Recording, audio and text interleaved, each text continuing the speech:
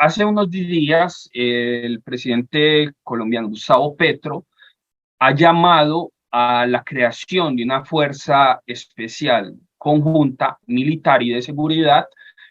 junto con los Estados Unidos para la Amazonía. Este hecho, sin duda, demuestra una continuidad en la política colombiana que nosotros hemos estado señalando desde hace años, y es el proceso a través del cual Colombia ha perdido o va cediendo constantemente su soberanía, sin importar el partido político o el movimiento que en estos momentos se encuentra en el poder, ya que el objetivo es ir cediendo cada vez más la soberanía colombiana a instituciones internacionales que la gobiernen. Este proceso se va dando, por supuesto, en el terreno militar por medio de la OTAN, en el terreno económico por medio de la OCDE y la OMC, y en el terreno social por medio de la Corte Constitucional. El proceso de desarticulación de la soberanía colombiana va en crecimiento, especialmente porque parece que todos nuestros vecinos están empezando a reclamar territorios, no solamente los tan sonados ataques pues, anticomunistas que se hacen contra Nicaragua, sino también especialmente la Amazonía. Ya Santos, antes de dejar la presidencia en el y desde el 2017, había proclamado el deseo de Colombia de unirse al famoso proyecto del Camino de la Anaconda, patrocinado por el Vaticano y por la ONU, con sede en Suecia, de que convertir a la Amazonía en un territorio internacional donde gran parte de los países, especialmente Brasil y los países del norte de Sudamérica, perderían toda soberanía sobre la Amazonía, que pasaría a convertirse en un territorio internacional controlado por estas entidades globalistas que no tendrían nada que ver con las diferentes naciones. Sobre todo estas entidades globalistas son y están al servicio de poderes internacionales, especialmente anglosajones de Estados Unidos y de Gran Bretaña, que desde el siglo XVI han intentado crear un imperio en el Amazonas. Recordemos que la reina Isabel I envió pues a Francis Drake, el famoso pirata que asaltó Cartagena, y a Sir Walter Raleigh, un noble inglés muy importante, al Amazonas para apoderarse de esos territorios durante el siglo XVI y XVII, intentando encontrar la famosa ciudad de El Dorado o de Paititi antes que lo hicieran los españoles durante ese periodo. Desde entonces, los ingleses crearon la Guyana inglesa, que nace precisamente de esas expediciones, y han luchado constantemente por apoderarse de mayores extensiones de la Amazonía desde entonces. Los grandes proyectos que ellos han desplegado ya en el siglo XX tienen que ver con este proceso de sustraerle a las naciones soberanas todos los recursos que contienen el Amazonas. Estos discursos que hoy en día resuenan, por ejemplo, con el rey Carlos III, quien es un famoso, pues que es famoso por dirigir fundaciones ecologistas en Reino Unido y ser uno de los mayores promotores del ecologismo burgués en todo el mundo, especialmente con la Agenda 2030, que es uno de los coautores junto con Klaus Schwab, ya habían sido formulados por Winston Churchill y una serie de políticos británicos en el siglo XX, quienes promovían la separación de todos estos territorios de la Amazonía para crear un territorio internacional dominado por estas entidades. Tanto es así que el famoso pues, crítico y filósofo español Vasconcelos escribe en su libro sobre la raza cósmica todos estos proyectos de los ingleses, hablando de que la Amazonía se convertiría tarde que temprano en objeto de lucha entre las dos razas que poblaban América, la raza anglosajona, que tenía su sede en el norte, y la raza latina, que tenía su sede en el sur. Del futuro de cuál de estas dos razas se apoderara o conservara la soberanía sobre el Amazonas dependería del futuro del mundo. Si los anglosajones se apoderaban de ellas, decía Vasconcelos en su correspondencia con Ramiro de Maeztu, terminaría el mundo siendo esclavizado por los anglosajones, todas las razas serían exterminadas y solamente los elegidos británicos dominarían el mundo. En caso de que la raza latina, convertida en raza cósmica, llegara a dominar estos territorios, sería posible un proceso de liberación que abarcaría a todos los países y permitiría la destrucción del imperialismo británico que dominaba Asia y África, además de los territorios de nuestras naciones. Todo este proceso, digámoslo así, ha comenzado a acelerarse. La afirmación de Petro de crear esta fuerza policial, pues esta fuerza policial y militar en el Amazonas, después de la visita de un alto mando del Pentágono a nuestro país,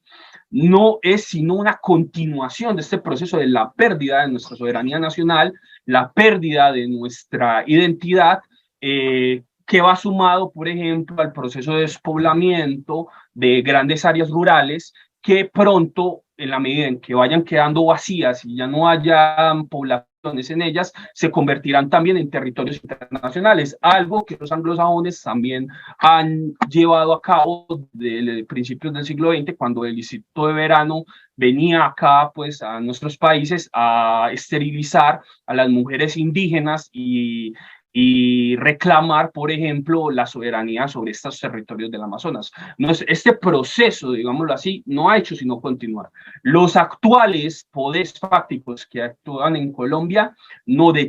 han detenido este proceso, más bien han decidido sumarse al mismo, entregando nuestra soberanía y los recursos naturales de nuestro país a estas entidades internacionales controladas por toda una serie de instituciones para oficiales que están detrás de todos estos proyectos. Sin duda, uno de los ejes por donde va a girar la guerra en el siglo XXI será la Amazonía. La Amazonía, junto con los Árticos, se están convirtiendo en los territorios, digamos, despoblados o más que todo deshabitados, que tienen grandes recursos naturales que los estados desean apropiarse. La Antártida y el Ártico, pues sobre todo el Ártico, está a punto de convertirse en terreno y en campo de batalla de la Tercera Guerra Mundial. Y lo mismo pasará con el Amazonas, que muy probablemente se convertirá en un lugar que será intervenido por los grandes poderes militares. Ya los militares del Brasil saben muy bien que la Unión Europea, especialmente guiada por Darín Macron,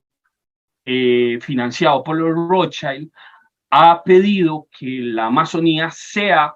intervenida, o sea, que los países europeos intervengan en el Amazonas para evitar la destrucción, pues en nombre de la destrucción ecológica, los restos de la misma. Pero esto no es sino una disculpa para llevar a cabo una intervención total en nuestros territorios y apoderarse de los mismos.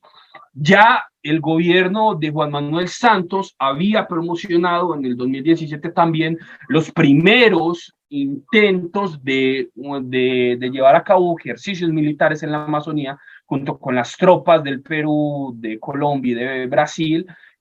una serie de ejercicios militares dirigidos en primer lugar contra Venezuela, pero que sobre todo buscaban llevar a cabo la desestructuración de estos territorios bajo la égida del globalismo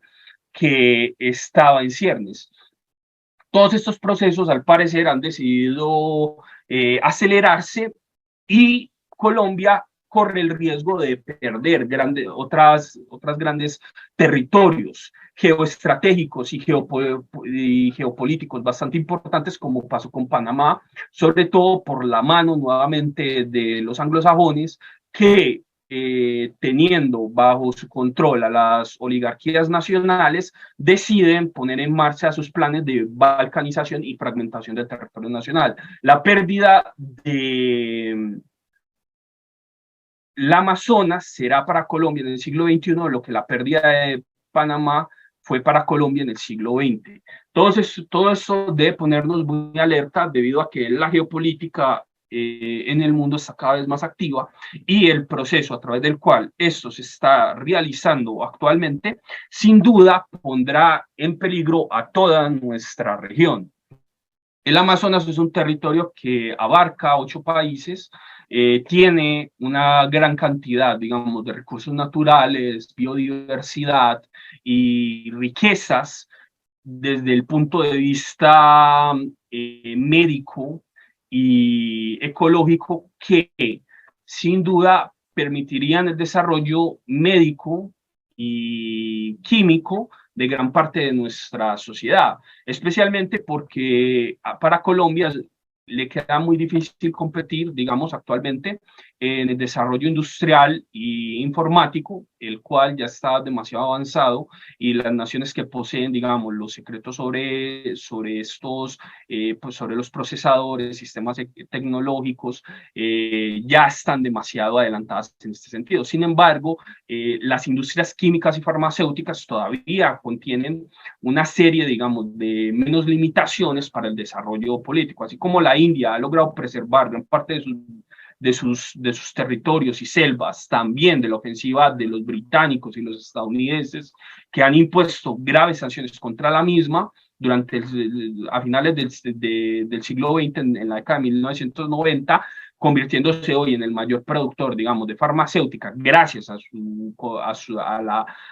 la gran cantidad de investigadores hindúes que han conseguido sintetizar gran parte de las plantas que habitan sus ricos bosques. Asimismo, sucede con la Amazonía, que para Colombia es una de sus fuentes mayores de biodiversidad, donde se encuentran algunas de las ranas más venenosas del mundo, algunos de los insectos más grandes que existen también pues en toda la Tierra, y que contiene una inmensa cantidad de plantas que pueden servir para la cura de enfermedades. Este proceso de desarticulación de nuestra soberanía, de la capacidad, digamos, de nuestro pueblo de desarrollar una forma de medicina holística que ayude al mantenimiento y a la expansión de nuestra cultura dentro de la Amazonía y dentro de los pueblos que componen la Amazonía, sin duda será una de las grandes pérdidas que Colombia sufrirá durante esos tiempos. De ahí que se hace cada vez más urgente el hecho de llamar a un